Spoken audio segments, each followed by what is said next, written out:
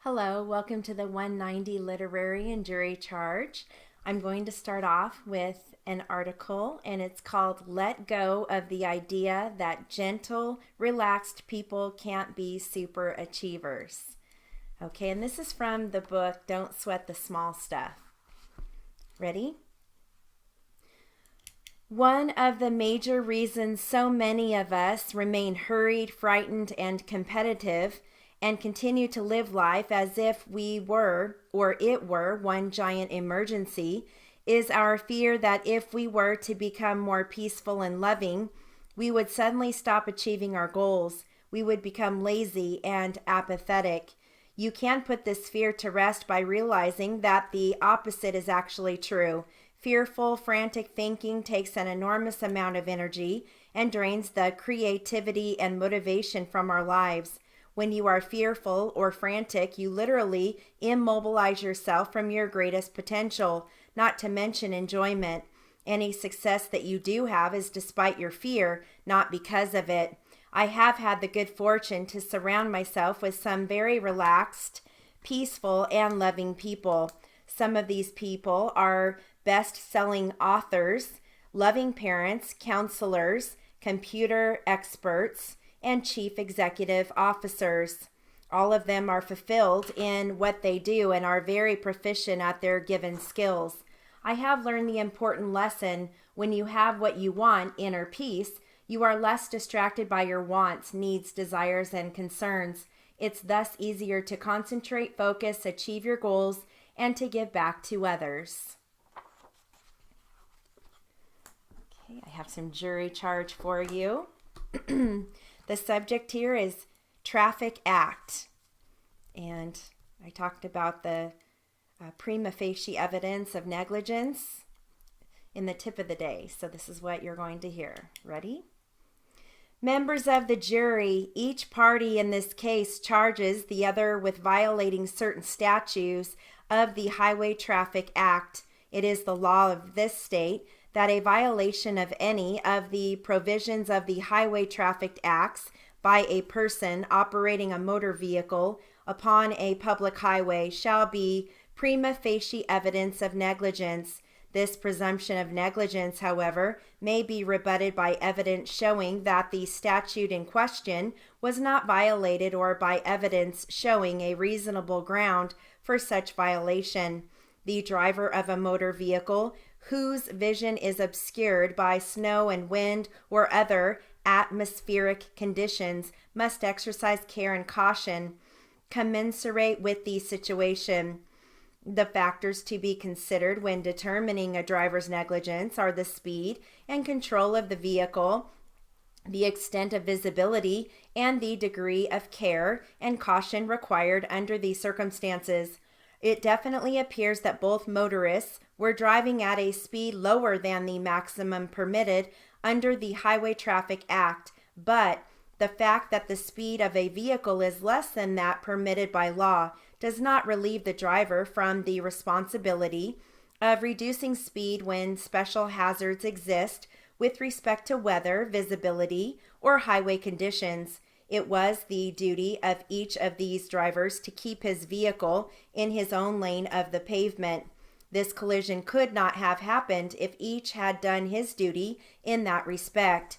It is for you, as jurors and judges of the facts, to determine where and how this accident happened and who was to blame, whether both drivers were guilty of negligence, which substantially contributed to the cause of the accident, or if weather conditions alone were responsible. Should you find that both drivers were guilty of violation and the violation by each was a proximate cause of the accident, then neither party can avoid liability.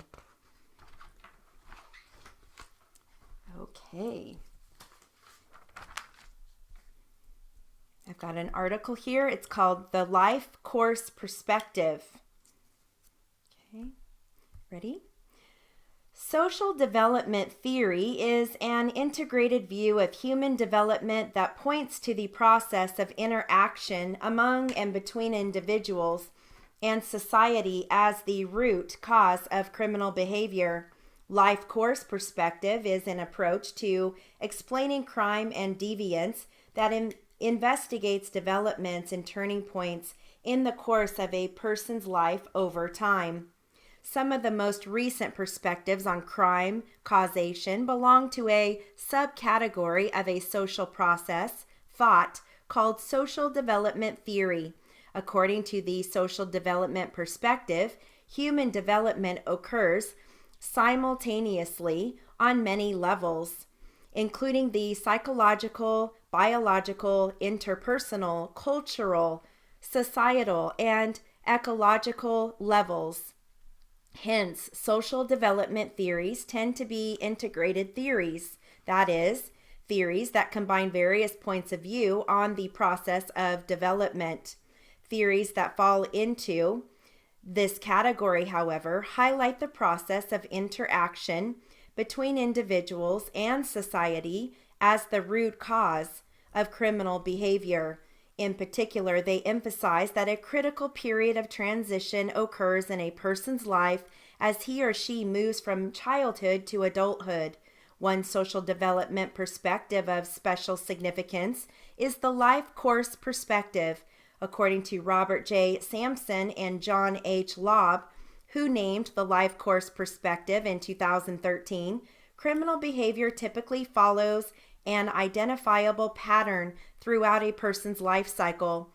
In the lives of those who eventually become criminal, crime-like or deviant behavior is relatively rare during early childhood, tends to begin as sporadic instances during early adolescence, becomes more common during the late teen and early adult years, and then gradually diminishes as the person gets older. Sampson and Lobb also used the idea of transitions in the life course, or turning points that identify significant events in a person's life and represent the opportunity for people to turn either way from or toward deviance and crime. An employer who gives an employee a second chance, for example, may provide a unique opportunity that helps determine the future course of that person's life. Similarly, the principle of linked lives, also common to life course theories, highlights the fact that no one lives in isolation. Events in the life course are constantly being influenced by family members, friends, acquaintances, employers, teachers, and so on. Not only might such influences determine the life course of any given individual, but they are active throughout the life course. In 2006, the Federal Office of Juvenile Justice and Delinquency Prevention, otherwise known as OJJDP, began funding a study of life pathways as they led to criminality. The program of research on the causes and correlates of delinquency continues to produce results. Researchers have been examining how delinquency, violence, and drug use develop within and are related to various social contexts, including the family, peer groups, schools, and the surrounding community. To date, the study has identified 3 distinct pathways to delinquency. These pathways are not mutually exclusive and can sometimes converge. The authority conflict pathway, along which children begin to move during their early years, as early as 3 or 4 years old, involves stubborn behavior and resistance to parental authority. Defiance of authority begins around age 11, and authority avoidance, that is truancy or running away, begins about the same time. The covert pathway, which starts around age 10 with minor covert acts such as shoplifting and lying, quickly progresses to acts of vandalism involving property damage. Moderate to severe delinquency frequently begins a year or 2 later. The overt pathway is marked by minor aggression, such as bullying, that develops around the age 11 or 12. The overt pathway leads to fighting and physical violence during the teenage years and tends to eventuate in serious violent criminality that may include rape, robbery, and assault. Okay, I have an article here. This is called The Gift of Gab. Okay, ready? Although she told me not to talk to strangers, my mother always did. At the checkout line, browsing through handbags, at the store, during a slow elevator ride when everyone else was seriously squinting at the buttons, at airports, football games, and at the beach. Thankfully, I only took her advice when it came to menacing strangers. I believe I'm better for it. My mother's habit of striking up conversations with people next to her may bring a smile to my eyes now, but it proved rather embarrassing during my tender teenage years. Lynn is getting her first one too, she confided to a woman who was shopping with her adolescent daughter in the bra section of the Kohl's department store. I contemplated running and hiding under a nearby terry cloth bathrobe, but instead I turned crimson and hissed "Mother" between gritted teeth. I felt only slightly better when the girl's mother said, "Oh, we're trying to find one for Sarah too, but they are all too big." Not everyone responded when Mom made an observation and tried to spark a brief discussion. Some people gave her a tight-lipped half grin, then turned away. A few completely ignored her. Whenever I was with her during those times, I could see that she was a little hurt, but she'd shrug it off and we'd continue on our way. More often than not, however, I would wander off somewhere and come back to find her gabbing away. These were occasions when I was concerned that I'd lost her in the crowd, but then I'd hear her sing-song laugh and comment like, "Yes, yes, me too." Through these spontaneous chats, my mother taught me that our world is much too large or too small, take your pick, not to have time to reach out to one another. She reminded me that as women, we enjoy a special kind of kinship, even if we are really not all that alike. In the most mundane things, there are common threads that bind us. It may be the reason we like paper versus plastic, or why a navy sweater is never a bad buy, or why the national anthem still gives us goosebumps. One of the last memories of my mother, when she was in the hospital and a few hours from dying from the breast cancer that had ravaged her down to 85 pounds, is of her smiling weakly and talking to her nurse about how to best plant tulip bulbs.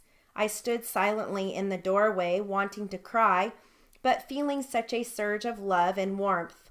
She taught me to see spring in others. I'll never forget it, especially now when I turn to someone and say, "Don't you just love it when?"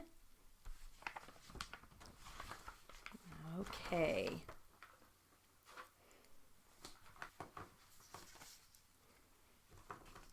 I'm going to read this to you. It's called Identity Theft, a New Kind of Larceny. Okay, all right, here we go. In 2005, Choice Point, a personal information clearinghouse with huge stores of private data on millions of Americans, announced that it had been the victim of a fraud perpetrated by thieves posing as legitimate business customers. The firm quickly notified more than 145,000 people nationwide that critical personal information, including credit scores, social security numbers, street addresses, phone numbers, and more, had been stolen in what looked like a massive identity theft scheme. Later that year, more than 100,000 Bank of America customers were notified that their financial records might have been stolen. MasterCard reported that 40 million credit card accounts had been compromised by a security breach at a payment processing center. Identity theft, which involves obtaining credit, merchandise, or services by fraudulent personnel representation, is a special kind of larceny. According to a recent Federal Trade Commission survey, identity theft directly impacts as many as 10 million victims annually, although most do not report the crime. Identity theft became a federal crime in 1998 with the passage of the Identity Theft and Assumption Deterrence Act. The law makes it a crime whenever anyone knowingly transfers or uses, without lawful authority, a means of identification of another person with the intent to commit or to aid or abet any unlawful activity that constitutes a violation of federal law or that constitutes a felony under the applicable state or local law.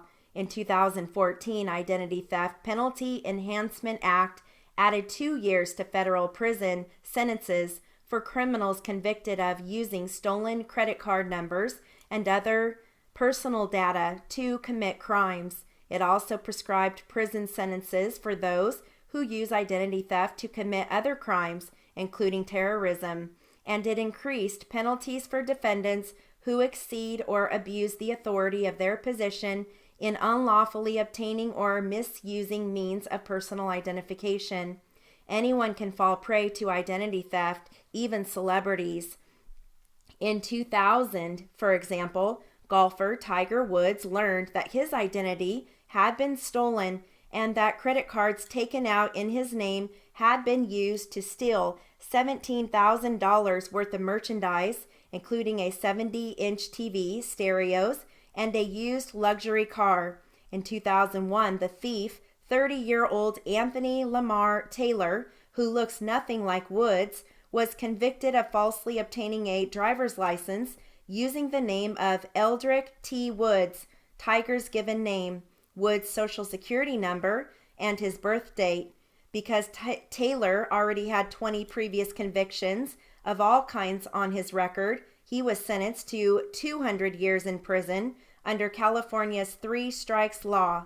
Like Woods, most victims of identity theft do not even know that their identities have been stolen until they have received bills for merchandise that they haven't even purchased.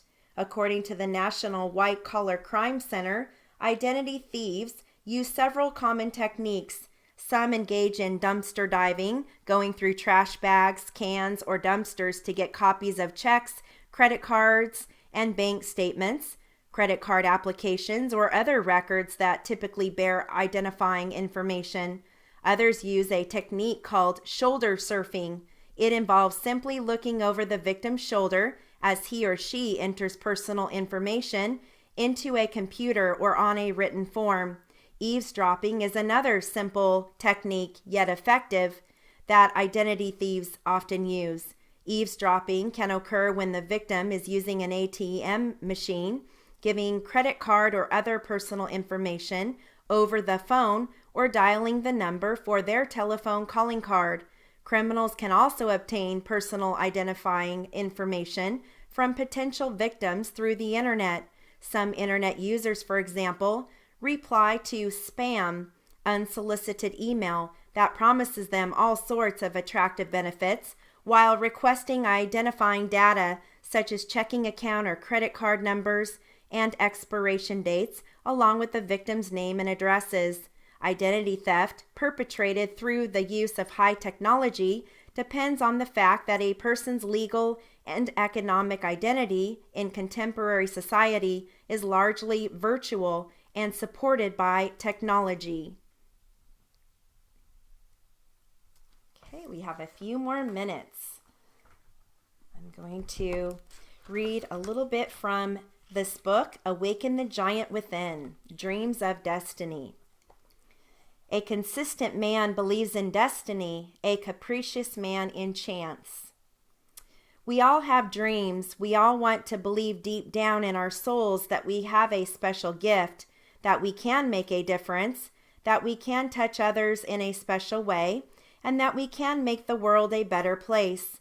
At one time in our lives, we all had a vision for the quality of life that we deserve and desire. Yet, for many of us, those dreams have become so shrouded in the frustrations and routines of daily life that we no longer even make an effort to accomplish them. For far too many, the dream has dissipated, and with it, so has the will to shape our destinies. Many have lost that sense of certainty that creates the winner's edge. My life's quest has been to restore the dream and make it real, to get each of us to remember and use the unlimited power that lies sleeping within us all. I'll never forget the day it really hit me that I was truly living my dream. I was flying my jet helicopter from a business meeting in Los Angeles, traveling to Orange County on the way to one of my seminars.